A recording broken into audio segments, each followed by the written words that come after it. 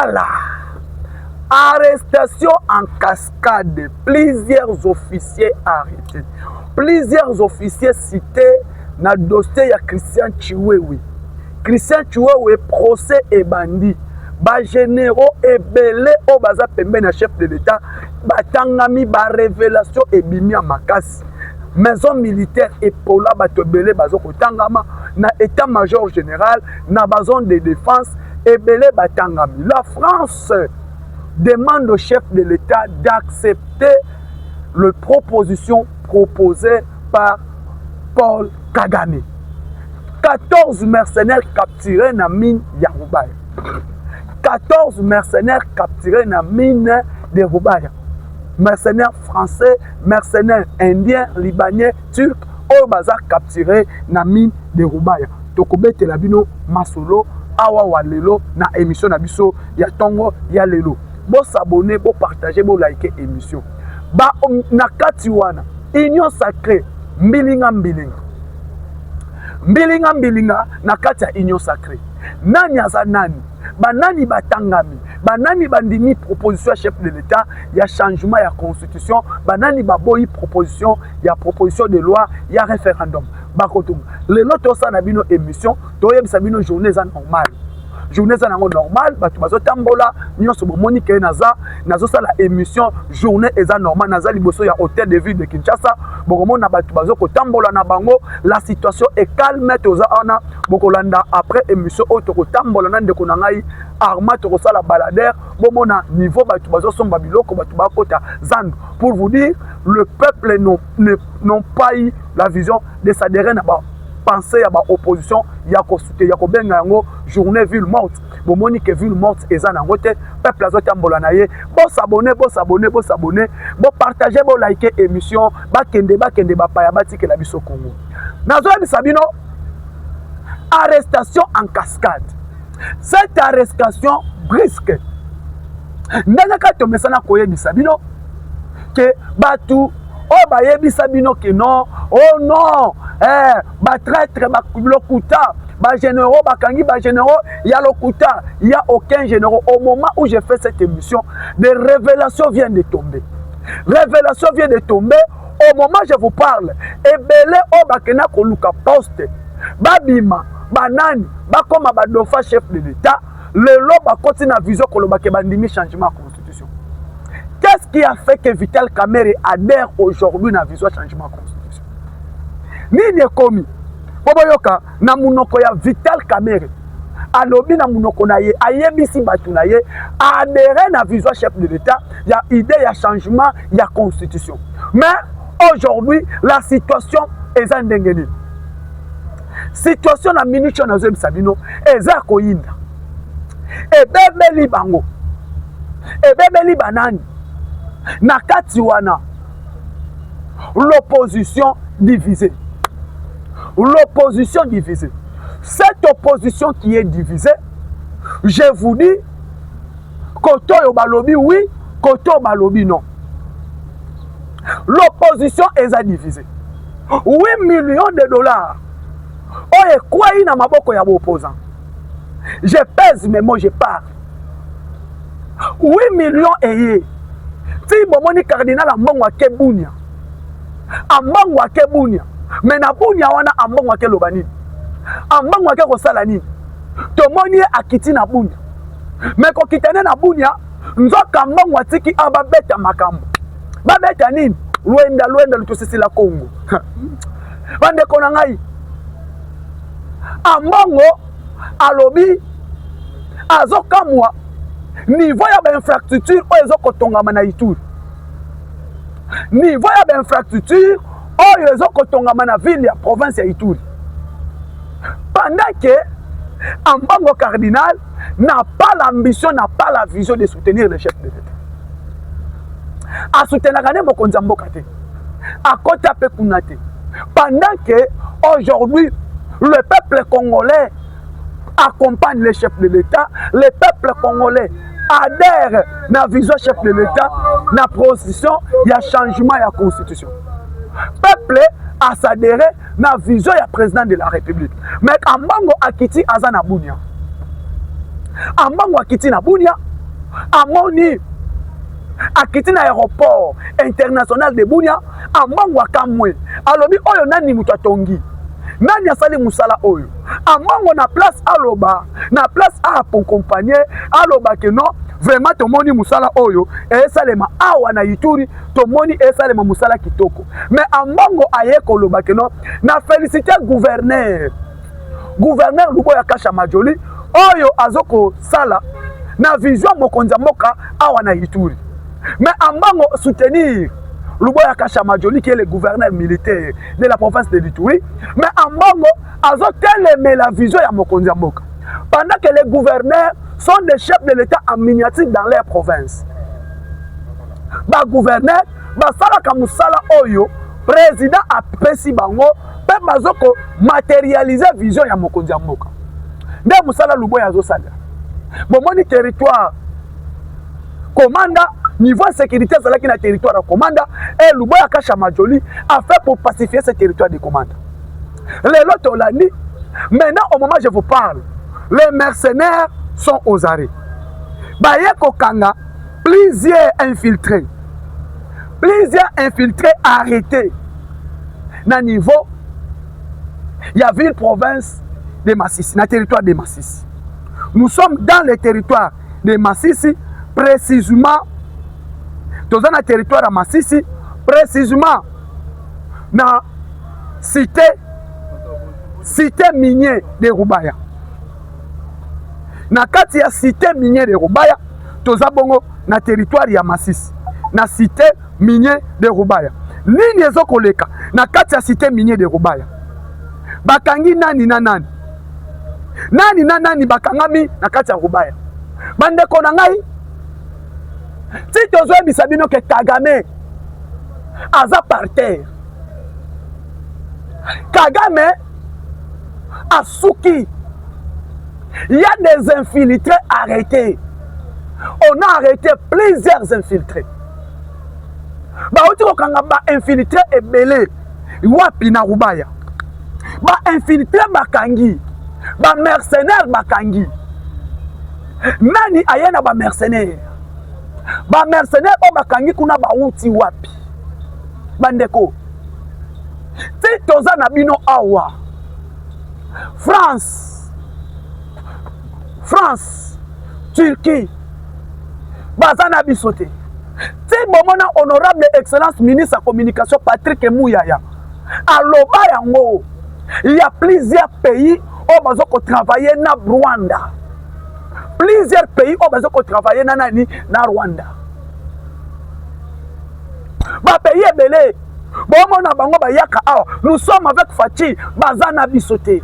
Bandeko, ba uti ko kanga ba mercenaires. 14 mercenaires français.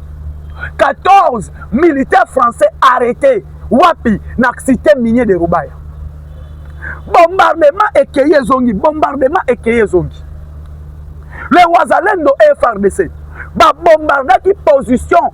Il y a ba M23 na niveau Rubaya. Pendant bazo bombarder position ya ba M23 na niveau Rubaya. Ba yeko découvrir. Toye komona. Na kati wana, il y a plusieurs traîtres. Il y a plusieurs traîtres qui vont travailler na Kagame. Baya ko capturer bango, ba arrêter bango. Ces traîtres-là sont de qui? Baza nani ba uti wapi. Il y a des Polonais qui sont arrêtés là-bas. On a arrêté plusieurs militaires polonais. On a arrêté plusieurs militaires rwandais. On a arrêté plusieurs militaires ougandais, plusieurs Kenyans, plusieurs Soudanais, plusieurs Éthiopiens. Si bon que Kagame a besoin de temps, il y a qu'à reposer. Si bon que Kagame prenait le temps pour nous distraire, nous avons Kagame azalaki n'a pas mercenaires. Kagame avait des mercenaires. Et ba mercenaires au Kagame azalaki na bango, ba nani au Kagame achaki bango poa. Kagame a travaillé qui n'a pas mercenaires. Il y a des mercenaires au Azwaki. Pourquoi? Kagame voulait maintenant, dès qu'il va perdre les mines de Rubaya, Kagame a coupé maté. Kagame a rejoint sous place, il a collé la tête. Mais à chaque base naïe, atiaki motema ne nyonso tu na cité minier de Rubaya. Atiaki nyonso na ye, vi na ye, problème na ye, repos na ye, ya Kagame eza wapi na mine de Rubaya. Et na kati ya mine de Rubaya, nde bomoni bito ko découvrir ba mercenaires babimi. Et les mercenaires qu'on a arrêtés. Ces mercenaires là, mutu ayaki na bango eza nani. Na ebisi bino ke ti bomoni Emmanuel Macron ayaki na Kenya. Sommet ya France Afrique o esalemaki na Kenya. Et sommet wana esalemaki na Kenya, France Afrique mutu nde azalaki mener na yango, mutu o aproparaki nyonso. Sommet wana esalema na Kenya, c'est Emmanuel Macron na Kagame. Sommet wana fallait esalema na Rwanda. Sommet wana fallait salema na Rwanda. Et sommet wana eratame ko salema na Rwanda et na Kenya. Si Emmanuel Macron s'est déplacé, si bomoni Macron s'est déplacé aye na Kenya, Macron ayaki na mission. Et mission ni Macron ayaki nango. C'est Macron qui a amené ces mercenaires qui sont maintenant là.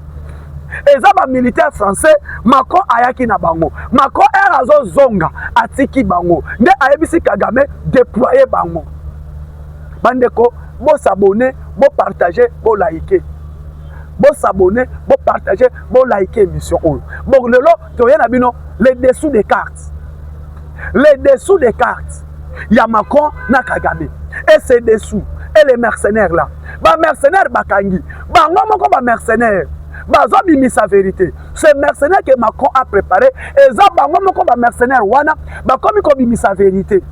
Que ngai nazalaki, ngai te ye azalaki, ngai te ye azalaki. Ba mercenaire français, bango moko ba komi komi lobela.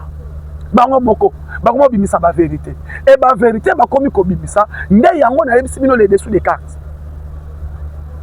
Les dessous des cartes. Sikoyo, décision nini fachi azui. Ba mercenaire wana et ba infiltré nin ba préparaki bombe et salim. Ti bozo mona ba opposant, ti bozo mona ba Katumbi, ba Kabila, ti bozo mona bango ba Fayulu, ba Sesanga, ba Kabund, ba zaba pion ya Emmanuel Macron. Ba zaba pion ya Emmanuel Macron. La France est déterminé de chasser Félix Tshisekedi au pouvoir. Ni t'étais l'appui des Américains, ni t'étais appui na bango, bongabo yoka sango awa. Tolinga ki to yoka fachi azate. Alors ceux qui fachi aza, azo pema, aza place aza wana, to betela munzambe, to pesa Seigneur merci. Yake die, ezaka nzambe na bolingo na ye nde fachi aza wana. Bandeko. Emmanuel Macron, na président ya Pologne, na président ya Suisse, ba yebi nyonso oyo ezo baluka autour ya Rwanda. Bino mo bomoni Kagame ake na Rwanda. Kagame ake pardon na France. Boyebi Kagame ake lobani na France. Kagame ake kolobani na France. Kagame amoni ke na kati ya ba pays a travaillaka na bango. Kagame amoni ke il faut azwa ba réfugié ya Grande-Bretagne faut ba ya panaye bandeko. Ba réfugié ya Grande-Bretagne. Grande-Bretagne boyebi ke eza nini? Eza Angleterre. Ba réfugié britannique o bandima ki ba ya na Rwanda. Na accord basalaki. La Grande-Bretagne a accepté les réfugiés ba ya na Rwanda. Ba réfugiés na ba kofanda na Rwanda ba bebani. Grande-Bretagne a corrompre relation.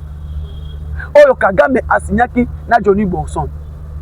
Premier ministre britannique o aye akati relation, akati coopération oyo Kagame asignaki na ancien premier ministre britannique Johnny Borson. L'accord, les contrats ezalaki nini? Bandeko accord na contrat ezalaki que non, il faut ba migrants britanniques ba ya kofanda na Rwanda. Na minute la Grande-Bretagne a lobby non.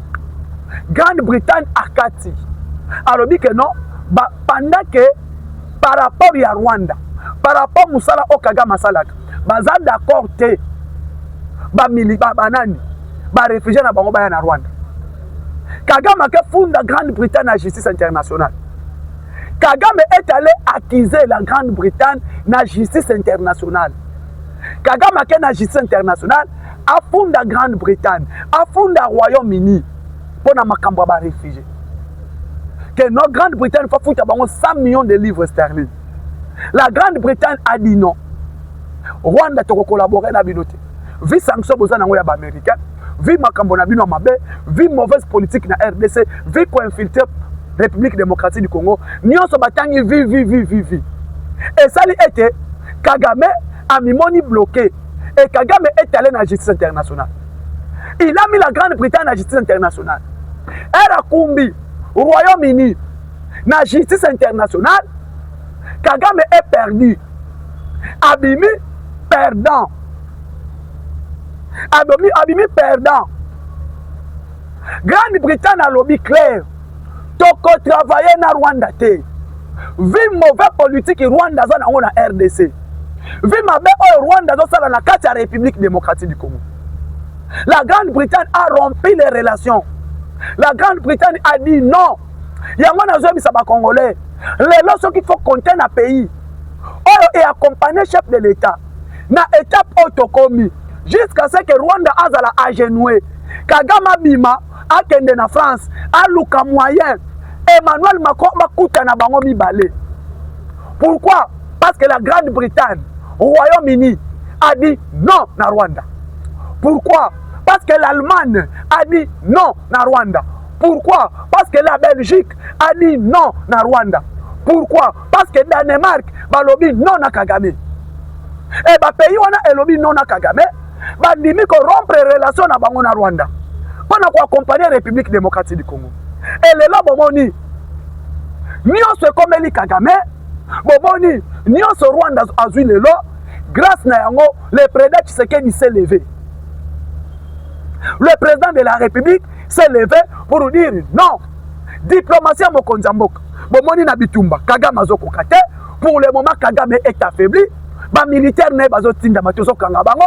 Ba mercenaire ne azu tozo boma bango. Ba mercenaire na ye bazo kufa. Et Kagame c'est ça maintenant isolé. Kagame c'est ça abandonné. Pourquoi? La détermination, il y a gouvernement de la République démocratique du Congo, engagement il y a mokonzi mboka. Le président s'est engagé et a dit non. Et le lobo moni, makambo ezo comme la Rwanda, nanu bo vivre yango te. Ba mercenaires nyons, tu ebi ça qui est. Ba polonais to koboma bango. Ba français to koboma bango. Ba turc to koboma bango. Et ba pays wana nyonso tout. O batindi ba militaire na bango. Ba ya ko défendre, ba ya ko côté la Rwanda, ba bunda na sima Rwanda, ba yeba yango niveau ba yeli, ba kobima bongo, ba kobima bibembe. Ba kobima bibembe. Et bibembe wana ba kozonga. Ba kozonga te. Pourquoi? Parce que lelo oyo mini ya Rubaya est comme cimetière pour na ba militaire rwandais. Cimetière pour na Rwanda. Ceux qui bango basali effort, ba luki nyonso pour récupérer les cités minières de Rubaya, ba ye bango Rubaya wana place oyo ba polonais bakosila, place oyo ba français bakosila, place oyo ba kenyais bakosila, place oyo tout bakosila. Ndembo moni Emmanuel Macron, président français, aza la base nyonso poto nyonso zo jouame. C'est l'Emmanuel Macron. Politicien nyonso poto nyonso zo jouame. Carte ya suka eza Macron. Mutu azo concentré Kagame eza Emmanuel Macron. Emmanuel Macron yenda zo tindele batu. Yenda zo tinda armement, équipement nyonso et uta na France. Et awa bomoni niveau o ba militaire français bakufi. Ba militaire français oyo bakufi. Bakufi ope na mini ya Rubaya. Et na kati état major général. Nani na nani? Komboni na komboni ni ebimi. Ba infiltré nini? Ba pio nini o bazo kangama? Dossier Chiwewe atangi nani na nani? Chiwewe atangi nani na nani? Parce que boyebi que procès Chiwewe bandi. Chiwewe, Tumba Bamunda, Jadija, tous ces généraux. Bache bango audience publique. Cette audience publique, l'ancien chef d'état-major général, Christian Chiwewe, ancien chef à maison militaire à chef de l'État, et Yindeli Bango. Et l'ancien chef d'état-major général, comme on a yé, ils ont fouté ma bé. Comme il y a ancien chef d'état-major général, ils ont fouté ma bé. Et nani atangiye. Bande konazo bisabino, ezaya kobeba. Procès à général Chiwewe. Général Frank Tubabwamunda. Général Iyar. Bande ko procès efungwami. Cette procès oyeuti ko fungwama. Procès wana. Pamba tubaye toyebisa bino ke ba généraux bakangama. Ba généraux 4 étoiles, ba généraux 3 étoiles, ba généraux 2 étoiles, ba généraux étoile moko, ba inspecteur général ebele bakangami. Estangu bakangi bango na minicho na zoyebisa bino procès na bango efungwami. Procès efungwami. Na procès wana. Nani mutu apesa kitindingisa Goma Ekweya. Ti Goma Ekweya. Ezalaki collaboration ya général nini. Ti bomona ke shit ya ville ya Goma. Goma Ekweya pambate. Il y a eu des officiers. Qui ont participé dans la chute de ville de Goma. Ti Goma Ekweyaki. Ti Uvira Ekweyaki. Ti bomoni ba localité nyonso wana ezalaki ya kokweya. Il y a eu des officiers qui ont participé na chute ya ville ya Goma et na chute ya ville ya Rubaya. Et ba officier wana. Ti bomona ki tozofanda repli stratégique. Totelema toloba comment biso gouvernement tokendaka na ba repli stratégique. Lelo Chiwewe a commis qu'on regretté. Chiwewe atangi. Général Christian Chiwewe. Alobi nazalaki ngai mokote. Bakosa ki ngai. Nani akosa ki Chiwewe? Nani amema ki Chiwewe na libulu?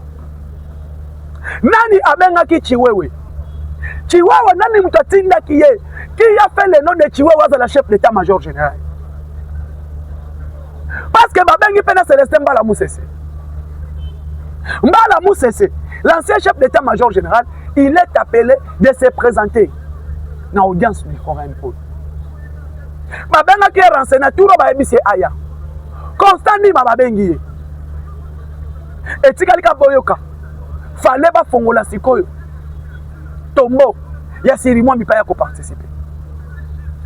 Batu Bakendaki, na mission. Si bozomona na minute oyo, il paraîtrait bayebisi ba militaire na biso balongwa Minembwe, balongwa Uvira, ti baya na Kabare. Nani apesi instruction wana? Toyebisa bino ke no ba généraux wana. Président Félix Tshisekedi, vous devez faire effort. Nos généraux. Ba généraux. Généraux nini na général nini? Tokoyeba nani aza nani. Toyebisa bino nyonso ke état-major général wana. Na sala be mission na zoloba état-major général wana. Eza malamu te. Batu bandimanga ite. État-major eza malamu te. Ba traître bazali, ba toi Kagame bazali. Bondimaki yango te. Lelo bokomi oyoka. Lelo bino moko bokomi oyoka. Ba kei kuna. Ba moni nini? Ba yebisi. Ba wazalendo. Bo kite awa, bo kite Fizi, bo kende ti Kabare. Nani ayebisi ba wazalendo balongwa na Fizi, ba kende Kabare. Nani ayebisi bango balongwa na Fizi, ba kende Kabare. Ba wazalendo obo yebi bino moko ba travailler kana moko nzamboka. O baza ba bâtisseur, bazo bundela mboka na bango. Mais général nini ayebisi ba wazalendo balongwa, ba se retirer, ba kende Kabare. Bandeko Général nini? or toyebisaka bino nazoyebisa bino nyonso tout que non président Félix Tshisekedi état-major na yo état-major landela ba état-major nani aza nani toyebisaki bino na fandi nayebisi bino ke général Niembo fongola misu nazofanda naloba ke général Niembo fongola misu oza mokonzi ya 3e zone de défense général Niembo fongola misu tozomona basuspect baza ebele pembeni na yo état 3e zone de défense 3e zone de défense général Niembo tozoloba landela surtout Sud Kivu Nord Kivu kuna nabangaka te tozobanga na Nord Kivu te tozobangela Sud Kivu nani aza na Sud Kivu nani azali wana général Niembo nazobisi yo ke no bazokosa yo tozo travailler na bango kuna landela na 3e zone de défense landela 3e zone de défense nyonso tozoloba infiltré baza makasi jamais parce que général Mayela lobby si la sécurité n'arrive pas à déloger l'ennemi c'est que l'ennemi est dans la sécurité. Comment c'est possible? Depuis Tobandi Bitumba semaine passée fallait tozwa Minembo tozwa mini ya Rubaya nini ezo empêcher biso tozwa mini ya Rubaya nini ezo empêcher biso na mini ya Rubaya na lobaki yango soki eloko zo empêcher biso na mini ya Rubaya qui veut dire les traîtres sont encore là pendant que les traîtres sont actifs ce sera des problèmes. Chef d'état-major général a outil ouvrir chef d'état-major général a outil ouvrir na ouvrir à CPD a outil ouvrir chef d'état-major général na ministre de la défense ko uta na bango na ouvrir décision nini ekoyi na kati ya ouvrir quand le chef d'état-major général venait d'être lui-même na ouvrir alors ouvrir aye na Kisangani chef d'état-major général le Dieu chargé des opérations ministre de la défense bakiye na 3e zone de défense population ya Uvira ezoyebisa batu clair que non le général qui est ici tozo sepela na yete général aza awa tolingi yete parce que général oyo toyoka ye déjà na makambo mabe ce peuple qui dit ça mbongo basoda ezokende wapi prime na bango ezokende wapi bakisi ezokende wapi basoda bazo déclarer nini et pendant que le chef d'état-major général il était là lelo ville ya Kinshasa lelo ba mercenaires o bakangani ba o bakufi tozo senga na président de la République bato wana bakufa baboma bango jamais nous n'allons accepter.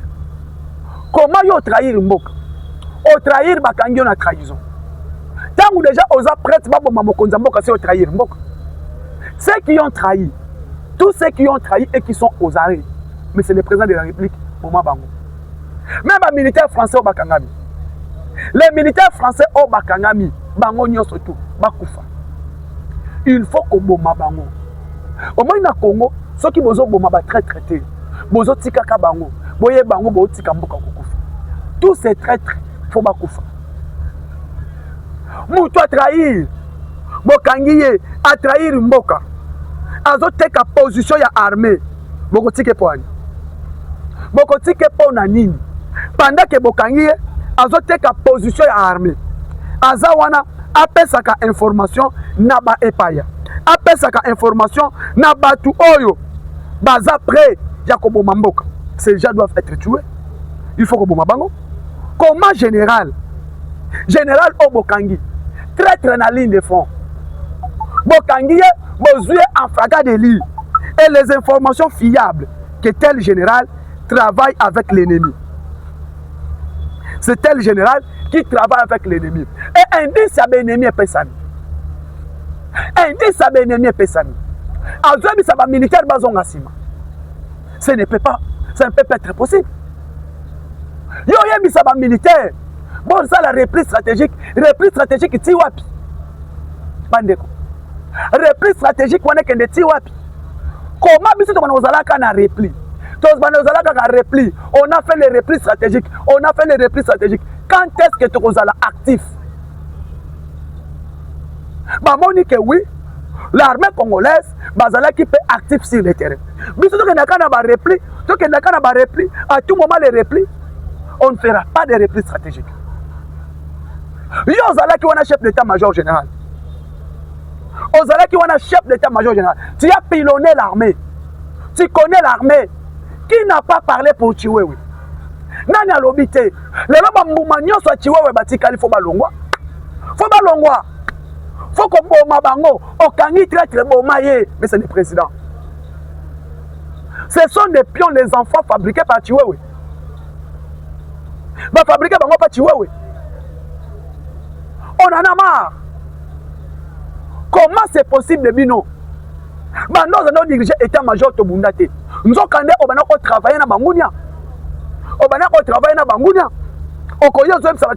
Armée est là, on est disposé. Nako Kangio traître, Nako Bomayo, Nakangio traître. Nous allons moko ba traître. Ba traître facilité. Na Ouvira kuna, il y a des traîtres. Ba traître facilité. Na Masisi, il y a des traîtres. Ba traître facilité. Na Walikali, il y a des traîtres. Na Ituri. Ni tété la bonne volonté, la détermination de Luboya. Ituri allait déjà tomber. Si Bakota. Ni tété détermination ya général. Luboya kacha majoli. Bande konanga na yebisa bino toto beteli solo mususu. Hein? Bandoki. Si bomo na bango, ba misusu baza pembeni ya Banza. Ebele baza pembeni ya général Banza. Ba kena général Banza, tolingi yo, to fanda ka bakosela ke Ephraim makam. Bakoseli Ephraim makam. Général Ephraim, azamala mute, général Ephraim, traître, nzoka Ephraim Kabi, azana vision mokonzi mboka. Nzoka Kabi abatu, innocent mowei, azana vision mokonzi mboka. Batu batelemaki. À tout temps, koloba mabe ya général Kabi. Koloba mabe ya général Kabi. Et lelo, bino moko bomoni. Bomoni, général Kabi est là. Pona nini, batu oyoyo, bazoka, ko se victimiser, ko se la batu mususu makambo, ko luka nyonso ba bebisa bonne relation, ya prena Tshisekedi na commandant ya garde républicain. Nzoka bango moko nde kona na ligne de front, bazo miteka. Bango moko nde bandoki. Lelo nazo ebisa bino, vérité bimi. Patrick Mouyaya, alobaki que non. L'armée est qui infiltrée. Quand Patrick Mouyaya parlait que non, on nous a infiltrés, ça fait 30 ans passés. Le mal était profond. Les gens ne comprenaient pas.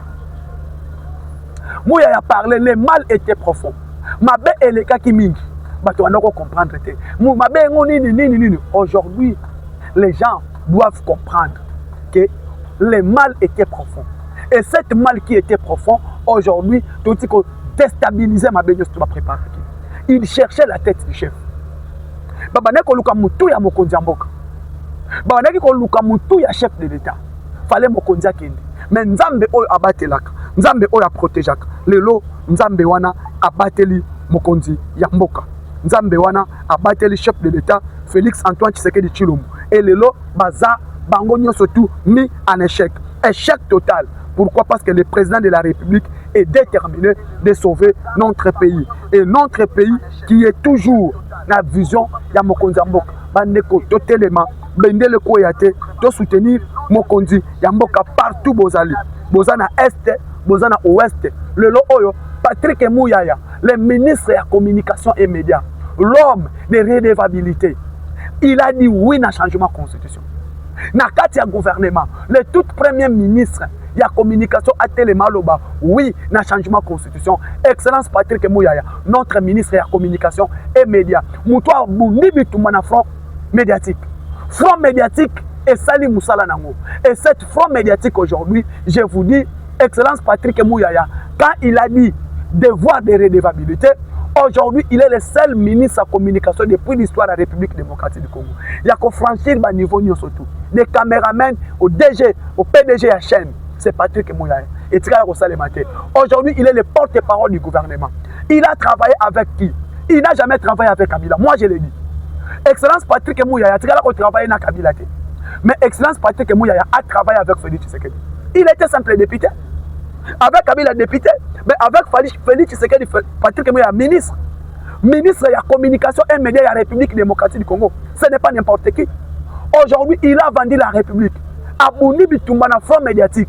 Jusqu'à ce que les lots, te parachever ma résultat. Il y a combat. Aujourd'hui, Mouyaya a une école. Aujourd'hui, Mouyaya a une école. Quand on parle de l'école de la communication il y a Congo, l'école de la communication et médias, on voit les redevabilités, on voit les briefings, on voit les comptes rendus du Conseil des ministres. On voit celui-ci, c'est l'école de Patrick Mouyaya. École de Patrick Mouyaya. Biso Oto Hollanda. Tolanda ka école de Patrick Mouyaya. Yango moni na zob sabino, to soutenaka mukonzi. To soutenaka bato tango baza vivant. To parachever musala Mouyaya o azosala. Bandeko Fati reconduit pesa condition. Pesa na yo intérêt, vision chef de l'État toujours. Azoko incarner vision mokonzi mboka. Excellence Patrick Mouyaya. Azalaza. Merci beaucoup na baïno surtout bozo ko s'abonner na chaîne, bozo partager, bozo ko liker émission et ko sala biso malamu mingi. Ville morte ezate. Ville morte ezate sala musala na yo kende